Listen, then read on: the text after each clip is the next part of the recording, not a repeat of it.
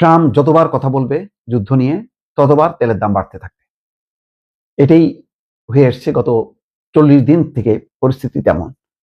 যখন শান্তির কথা বলছে তখন তেলের দাম কমছে, আর যখন অশান্তির কথা বলছে, হুমকি ধামকি দিচ্ছে, যুদ্ধের কথা বলছে, তখনই কিন্তু তেলের দাম বাড়ছে।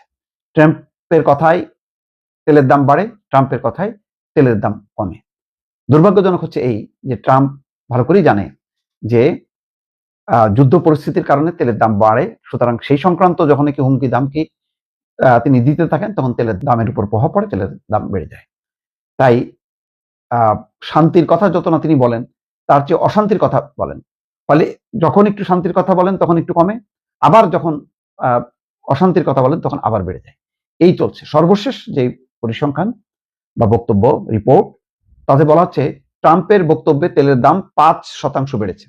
যুক্তরাষ্ট্রের প্রেসিডেন্ট ডোনাল্ড ট্রাম্পের বক্তব্যের পর হরমুজ প্রণালী দীর্ঘ সময় ধরে বন্ধ থাকতে পারে। দীর্ঘ সময় ধরে হরমুজ প্রণালী বন্ধ থাকতে পারে এমন আশঙ্কায় বিশ্ববাজারে অপরিশোধিত তেলের দাম আরো বেড়েছে।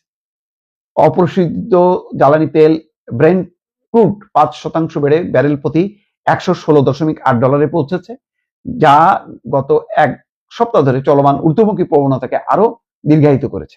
মানে এমনিতে ঊর্ধ্বমুখী, তার মধ্যে আরো $5 বেড়েছে। যুক্তরাষ্ট্রের ওয়েস্ট টেক্সাস ইন্টারমিডিয়েট 4.9% বেড়ে ব্যারেল প্রতি $104.8 দাঁড়িয়েছে। যুক্তরাষ্ট্র এবং ইরানের মধ্যে চলমান আলোচনায় অচলাবস্থার কারণে সরবরাহ নিয়ে উদ্বেগ আরো বেড়েছে।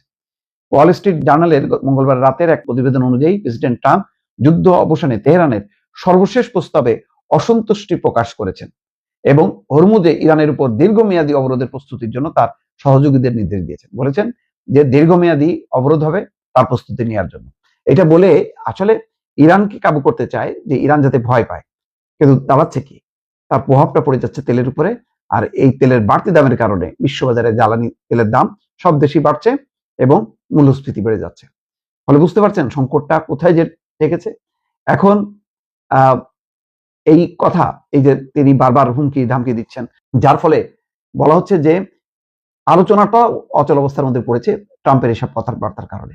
যখনই নাকি আলোচনার একটা আয়োজন শুরু হয়, ইরান প্রস্তুতি নেয় যে ইসলামাবাদ যাবে, তখন এমন একটা কথা বলে বসেন ডোনাল্ড ট্রাম্প, তখন মনে হয় যেন তারা আত্মসমর্পণ করতে যাচ্ছেন, মানে আলোচনা নামে একটা আত্মসমর্পণ টেবিল বা ক্ষেত্র তৈরি হচ্ছে।